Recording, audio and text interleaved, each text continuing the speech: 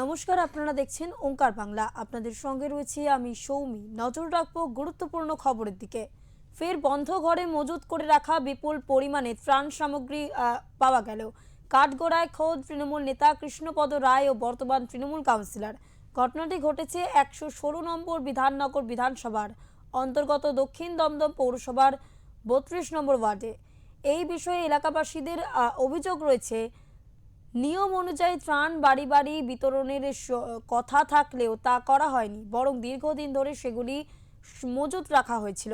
এদিন সকালে এই খবর পেয়ে বিজেপি কর্মীরা ওই ঘরে অভিযান চালালে উদ্ধার হয় সকল সামগ্রী। এরপরই ঘটনাস্থলে পৌঁছয় পুলিশ আধিকারিকরা। উদ্ধারকৃত সকল সামগ্রী আম জনতার মধ্যে বন্টন করে দেওয়া হয়। যদিও এই নিয়ে তৃণমূলের তরফে কোনো প্রতিক্রিয়া পাওয়া যায়নি।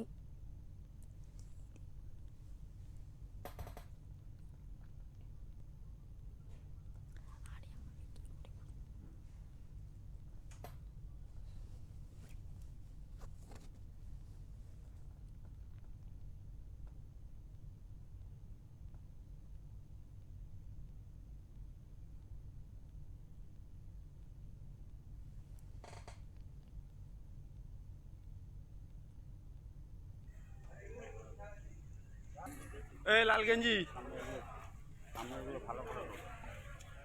নিচে এসে কোন ভিডিও এ ওপরে আর কিছু আছে?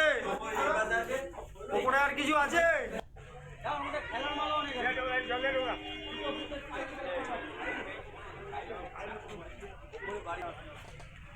এই ফাইলটা হাতে নে, ফাইলটা হাতে নে, ফাইলটা না